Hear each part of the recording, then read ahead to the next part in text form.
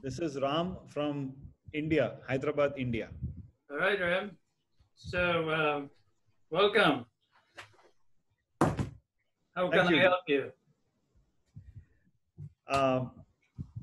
Firstly, thank you for the happy body. I think I finally arrived at something which is very quantitative, and it suits my temperament, and it's very transparent, like you were telling in the last talk that I saw on YouTube. So it perfectly mirrors my value system, and I'm deeply respectful of the time you're giving to this and trying to thank you. Appreciate your kindness, your kind words. Thank you. So the question I have, Jersey, is when I lift this in 1-1, I just completed 1 week. And when I lift this, I can see something slightly, amiss here. And it's not like a sharp pain or something. I can just feel that this is weak and something is going on. So first 3-4 days, I didn't feel it. But the last couple of days I felt, and I reread the book, and now I'm basically coming down to, I'm trying to do the step 3A in that. Right.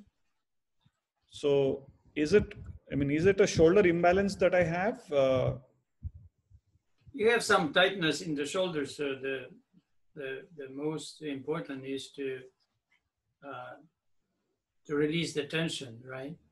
So when you go to the tension, we just stop there, gently stretch it, and then back up. So don't try to fix it in a day or in a week, right?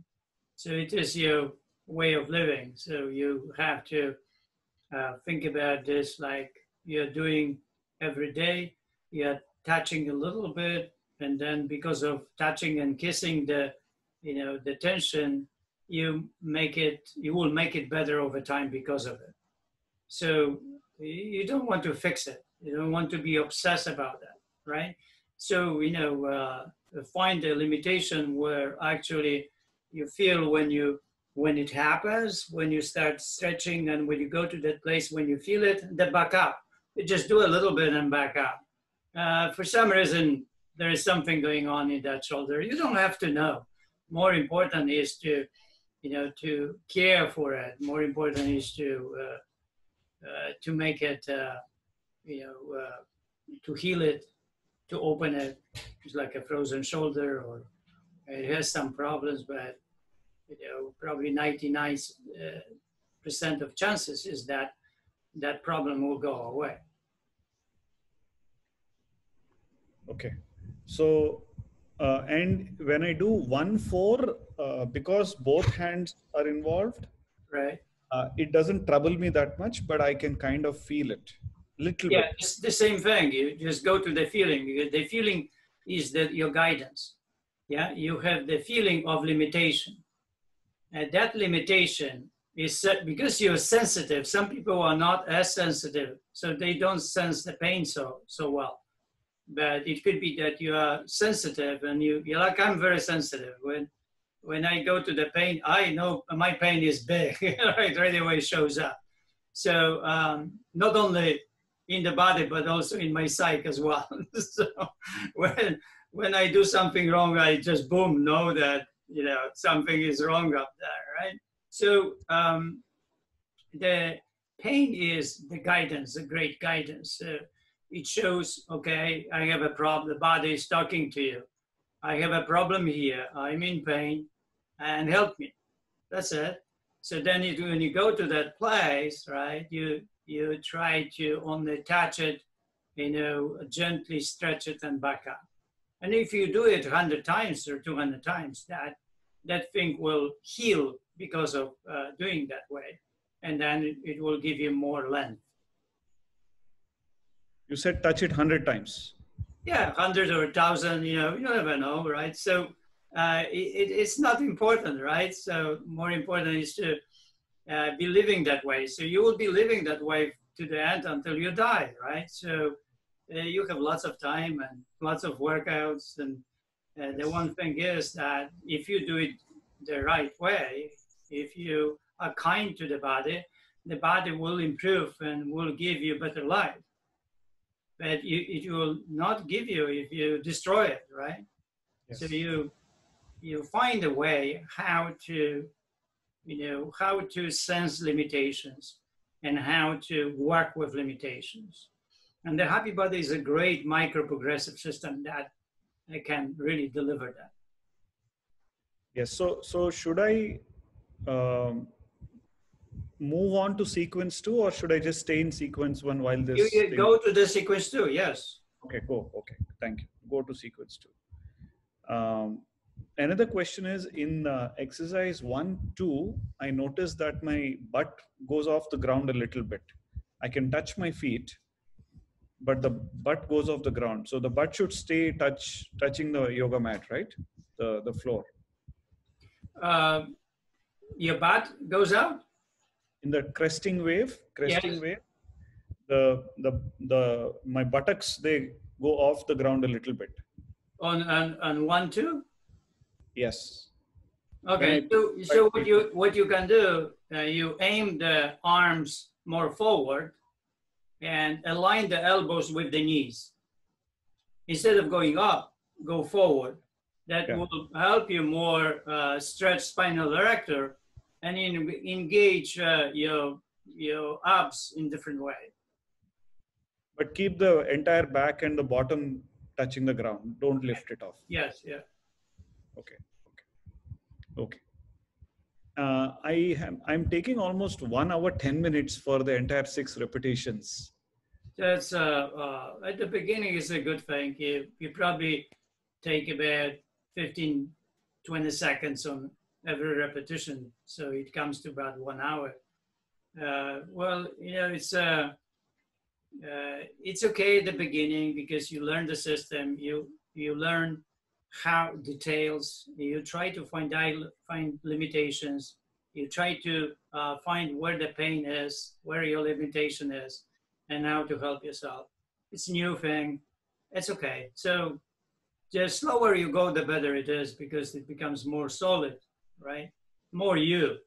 So enjoy it, have pleasure from movements. It's like, you would do sacred thing in life, like you would do hatha yoga, let's say thousands of years ago, right? So something that it nurtures you, and that's what you need to find. And once you find the happy body and nurturing way, you can do it forever, right? So I continue to sequence 2 and then sequence 3. Yes. And then and then adapt everything to the way, and then and do it slower, right? If it takes 1 hour, so don't do the 6 rounds, do only 4.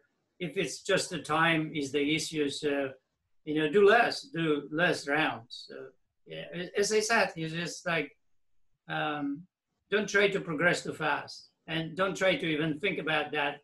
Progression is a mental force.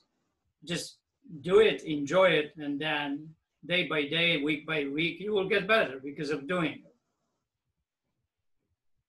I'm doing 4 in the morning and 2 in the evening. So I want to... Oh, that's good. You can do 2 in the morning and 2 in the evening if it takes too much time and bothers you. If not, just 4 and 2 is good. Okay. One question on the food. I'm a vegetarian, and the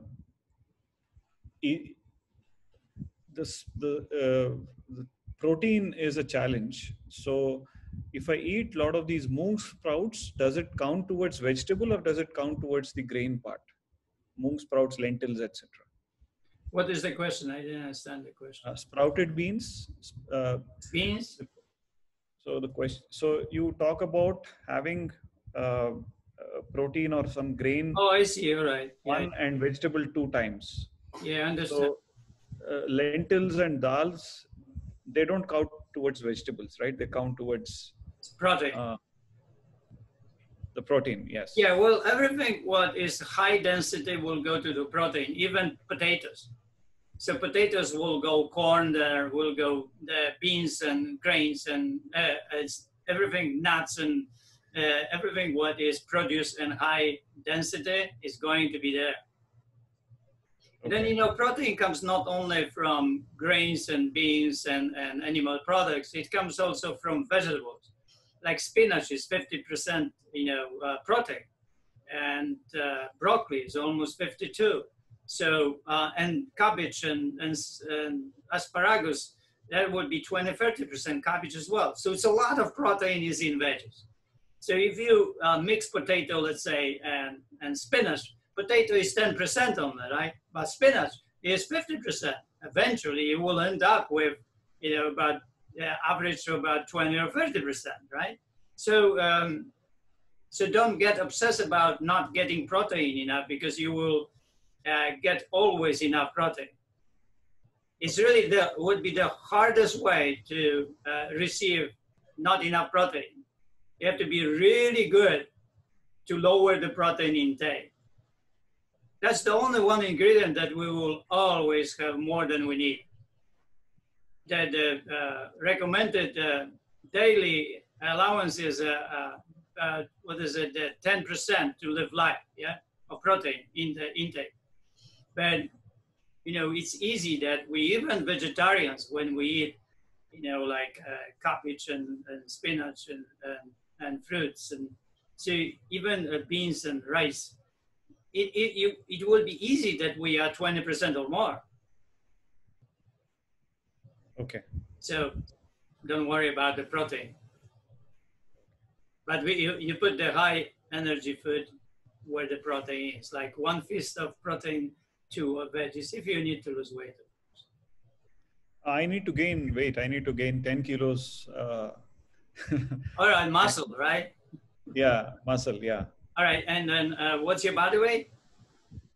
My ideal body weight is 70 kilos or 155 pounds. Uh-huh. And as of now, I'm just about 60 and a half kilograms. So you need to eat, you know, more, you know, in order to gain weight. So your gaining weight should be about 1.5 kilo a month, right? So it is muscle and not fat.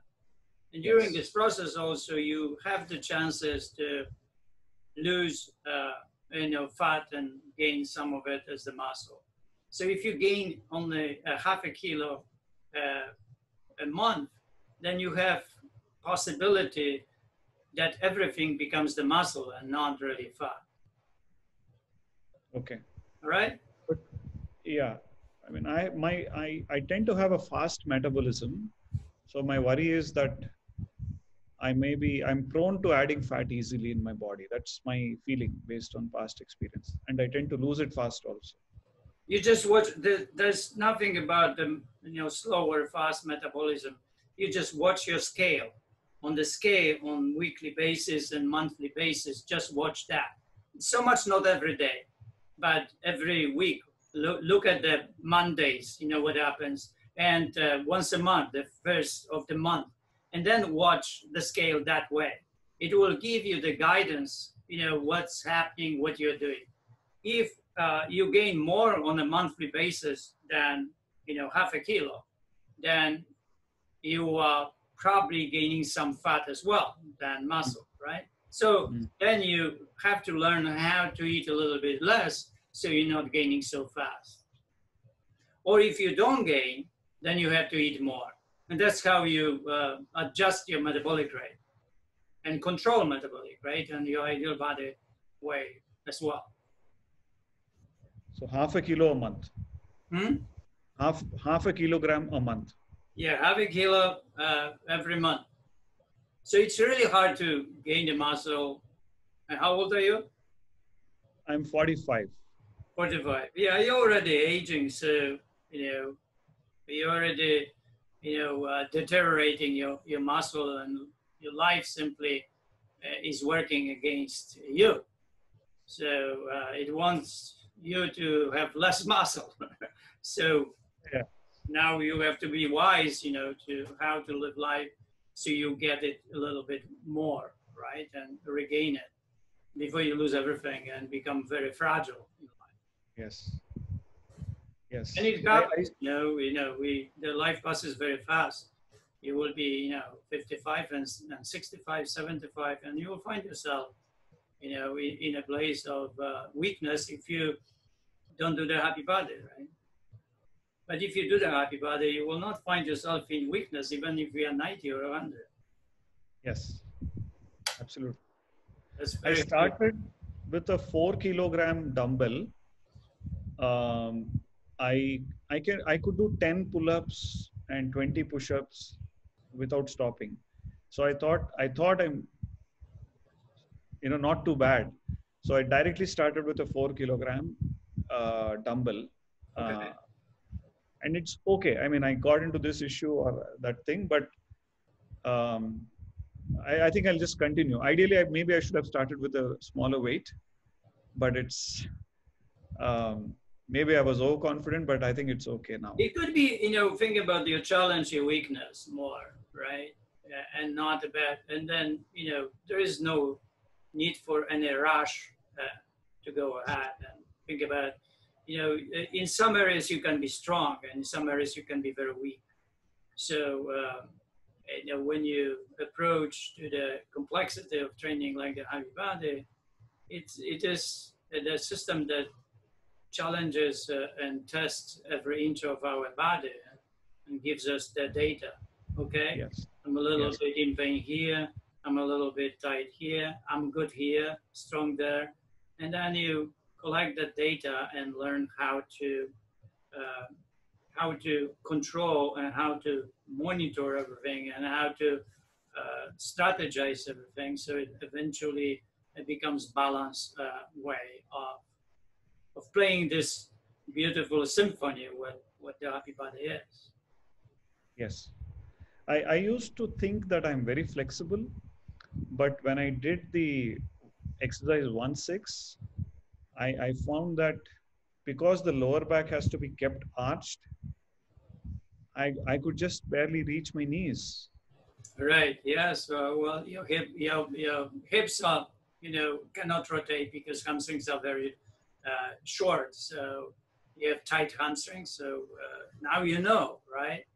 Yeah, now I know. When you don't round your spine, that you know how tight you are. But if you round your spine, it gives you the false reading because you think that you are flexible if you touch your toes. But if you want to touch your toes with, arch back, haha, and that is a different issue, right? You have to be flexible. That's what it's about, right? You have the happy body to become flexible. And I have to tell you that I am the most flexible ever in my life, and I'm 66 years old. And I see that flexibility doesn't age. It means, it doesn't go away. What goes away is strength and speed, right? But the flexibility doesn't. So it's really good news for us. It means that we can be flexible. Even if you're not flexible at 45, you can be very flexible at 50 and more flexible than ever in your life when you are 90 years old, right? So flexibility, it is possible to gain even whenever you are in your age, and it's a good news. And also really be very flexible, which is awesome. You can create the body that will not create an inflammatory system between the bones, and the pressure is not going to be there. So you will not create any pains that comes from arthritis and other problems of the inflammation system in the skeletal system and the passages between the bones. Yes. Cartilage mostly, and the disc and so on, right? Yes. So while doing 1-6, as soon as I bend and I reach my limit, I should immediately come back, right? There's no... The same here, right? You touch the limitation and you kind of cuddle it, be kind to it, but, gently stretch it and back up. So it's like you would have a rubber and gently stretch it, but not go to the point when you tear it, right? So gently stretch it. It feels like it's stretching and back up and back up. And then eventually you will see that this rubber is getting longer. Yes. Yes. I wanted to share one thing about the meditation part. I have been doing Vipassana and other meditations off and on. And what struck me, boom, was this music, the Thai meditation. So when I sit for meditation for long, something gets activated for me here. With the Thai meditation, it just got activated like within a second. Well, you experience a kind of a letting go and an embracement, right? And you don't do anything. That's why somehow you enter the meditation, right? For it works for you. It's like for musicians is the most difficult because they are in details of the music, so they start analyzing the music and incapable of letting the craft of music to pass by, right? Yes. So it's like in meditation, you hear the bird, but you don't address the bird. What kind of bird is that, and so on. So you don't do it in meditation. You hear the bird and let it be. The bird is there, but you don't really think about that bird. Once you think about that bird, you are out of meditation. Yes. So the difficulties in meditation is to be there without any judgment, assumptions, or whatever it is about the world, but to hear the world without any respond to it. And that is beautiful. That is kind of nirvana, right? But it's very hard to do it. It's very hard to stop thinking and being that way. And that's why we work so much, like the TM. You have to work for years, and then you have glimpses of some gaps of no thinking, right? And then a little bit more and more when you meditate for 20 years or 30 years. So it's not coming like tomorrow, or you cannot fix it, right? You cannot become suddenly a happy person because you read a book, or you think it's you can figure this out. You cannot figure this out, right? And there's enlightenment and meditation, and the peaceful mind is a beautiful thing. It's like a muscle, like the happy body. You have to work for 5-10 years to create this symphony, this beautiful physical body system that moves in every direction, is happy, right? So it's just the same with the mind. That it takes years to work on it, so it becomes peaceful and can have delayed gratification, and is happy to be that way, right? It knows it and it likes itself, and it knows it's good. So all of it is working, right? But it's a craft of skill of living. It's not like something that it's just knowledge, right? It's just experience of. You have to have experience of stoicism. You have to experience, become a stoic, and not really just know what the stoics are about, or yogis, right? Yes. It's just the same thing. You can know about yoga a lot, but to become yogi, wow. That's a bigger story, right? You have to have 10, 20 years to become that yogi, huh? With poets and, and the other skills is just the same story. I think Happy Body is a fantastic program to help the body attain its potential.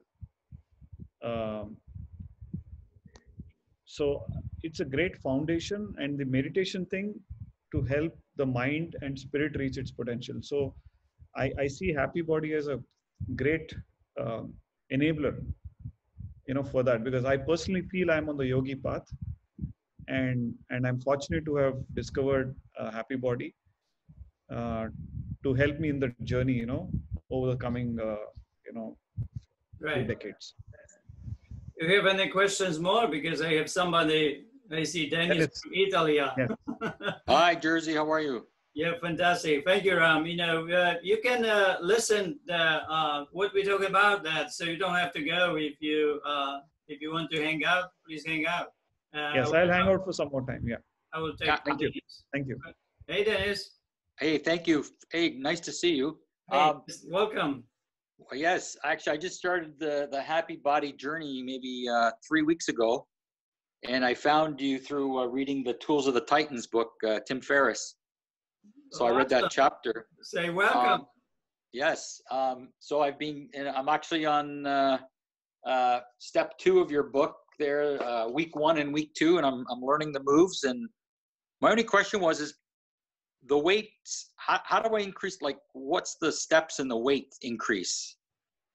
Well, you know, first of all, you know, when you really get engage into the happy body, the first thing you need to find is your levels, your weaknesses. Where are the weaknesses? Not really where you are strong, but where you are weak, and start leveling these weaknesses and start knowing where they are.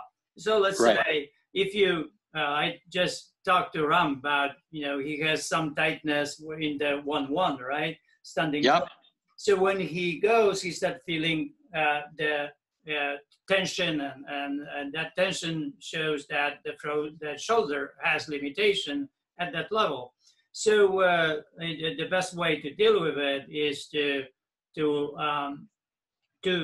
every time to come to that point where the tension is, and gently stretch it and come back. So you don't want to fix it, but you know, you want to work with it on a daily basis to get better. Well, they increase the weight. If everything is good, like when you go up there and it feels like the stretch is nice and you can stretch very nicely and long, then the weight feels like comfortable and kind of too light, then you go up.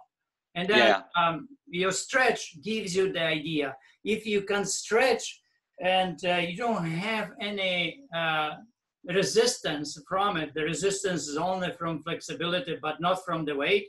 The weight is good, but it comes when you do the weight, right? And it's hard to stretch. You don't stretch because it's really too heavy weights. Then it's too heavy. Got it. My struggle is the rising tower, going from like that step 5 to step 6, and keeping the arm straight. Right. Well, you know, what do you have? What's your suggestions for that? Well, you have to have a box, right? And you sit toward, right? First of all, you can place something under your heels to help yourself to be straight, because it's your flexibility. The flexibility of that exercise is immense, right? Right. So it's flexibility of the spine, flexibility of the hip rotation, flexibility of hamstrings, and flexibility of the ankles. All of it at the same time. So, and all of it needs to improve in order to perform this exercise, which really gives us some kind of guidance to, you know, to be flexible in life. Because if you achieve this flexibility, oh wow, you're awesome, right? So it's like impossible flexibility. But you know, everybody can get it. Now, how to start?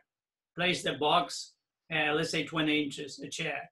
You know, sit toward that with arms straight, right? And see if you can sit with push the knees forward instead of bending forward. So then forward and descend the body, right? If you cannot descend the body, then to place the 2x4 like 1 inch under your heels, and see if you can descend your body vertically down and vertically up. If you can, then this is your limitation. Now, if you don't have any limitation, you go down and up very easily, then you take the weights into your hands. And let's say you take, you know, 2 kilo or 3 kilo in each hand. Right. And then you go down when you, everything is good, right? There's no limitations and so on. You're good, you're strong, you're not leaning, your heels are not going off the ground. Good. Now you have a choice now. You go inch down, let's say from 20 inch to 19, or you take more weight in your hands. Correct. Right? So it's really, you can even do both, but I would rather to do 1 week, let's say, going to the level lower of the box, and then work with it and then increase the weight. So one time you increase the weight 1 week, and the next week you decrease the box, or decrease the level.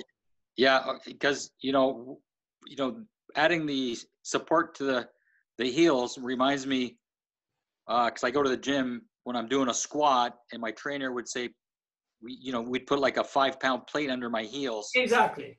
To give me that stability. But yeah, then it gives you the flexibility, really. Because, right. If you don't put it there, the challenge on the body of flexibility challenge is higher. So because of the knees, the heels are down, the knees are backward, and then the hips can rotate under you, and lower back is bent, right? So to avoid to have this natural arch, when you lift your heels off the ground, the knees are moving forward and help the rotation of the hips, so the hips are in the right position and lumbar arch is sustained. Oh, okay. So what about the whole, following the sequence and, the curling of the toes? If my heels are up, I guess I can't really curl my toes. Yeah, it's really hard to do it that, but still you can do a little bit. Even you can do a little bit attempt. So you're on heels and on the sole of the foot. You can, even if, if we are in weightlifting shoes, then, we sometimes raise our toes a little bit, so we will feel more rooted with the heels to the ground instead of the toes, right? Because that can move us more forward when we go into the jerk, that the body can move forward, and that is a mistake, right? So because there'd be lots of guys at the gym actually were at the end before COVID, they were doing their squats with no shoes on, barefooted. Yeah, exactly. Weightlifting shoes, they have this wooden piece about 1 inch inserted in the back, right? But I have these Italian shoes, and I removed that wooden piece, and that helped me to go lower because I have flexibility and take advantage that my heels are down, so I'm a little bit higher with the hips to start to lift the bar. So it's but only if you have this extreme flexibility you can do it. Otherwise, you will be compromised. Yeah, no, that's why I'm in the Happy Body book now. I want to, at my age, I want to have form and functionality. I think that's where I got to be at. Right. That's good. How old are you? 59. All right, 59. That's good. In 10 years, you will be so flexible that it will be, unimaginable, right? Yeah, that's what I'm looking forward to. That's good. Good for you. Just stay with it and work with it, because, the Happy Body is a great music, and when you play it well, it gives you this incredible mobility and flexibility. Well, this will be my 3rd week where I've done it every day. So. Yeah, so it's every day. Stay like that for 2,000 days, right? Yeah, exactly. Well, that's it. It's then 1 day you at will a time. see the difference, right? So it's when we practice something right and something very difficult, we have advantage of that practice, right? Yeah, no, I've noticed, and I haven't made big strides, but it's I've noticed a difference from day 1 to 3 weeks later. I mean, I'm still a very beginner, but I could just subtle differences from when I first started the routine to even now. So it's amazing that you pick up these subtle differences. What's your line of work? Oh, I'm an office person, so I'm sitting down a lot. Oh, so you're not an engineer, Usually engineers pick up this subtleness easily. No, but I work out a lot, so I run every other day, and I see. I used to go to the gym a lot. Now I'm not doing that. So where do you live, in Italy? No, I'm actually in Toronto, Canada. Oh, Toronto, because you have this Italy shirt. Yeah, well, that's my background. Oh, background. Wow. Yeah. Calabrese. All right. So, any other questions, Dennis? No, thank you very much. I'm going to drop off now, and maybe I'll touch base with you in a few weeks. Yeah, please come in. So let me know how it works. And then if I will. you have any questions, come earlier, right? I will. Thank you so much. Have a great day. All right. Thank you, Dennis.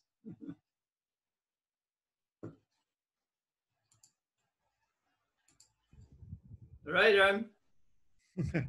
I have nothing else to ask. So, All right. just one thing. Mm-hmm. Sorry, just one thing came to my mind.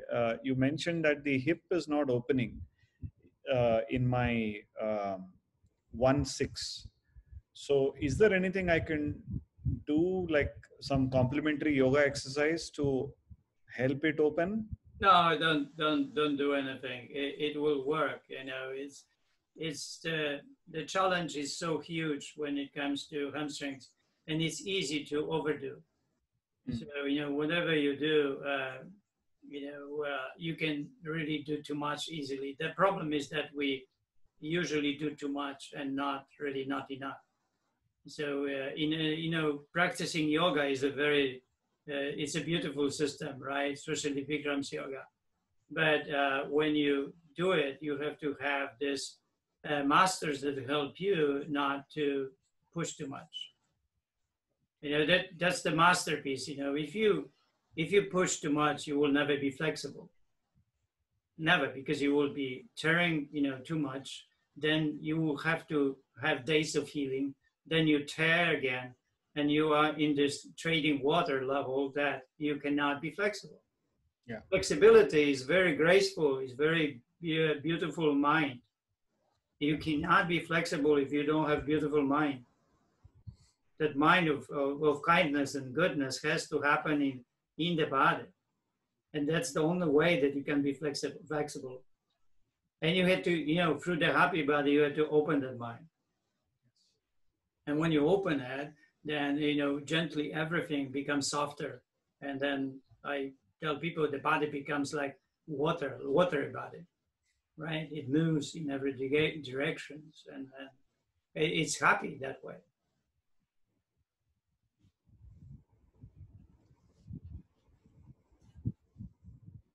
All right. Thank you and namaste. Thank you. Namaste.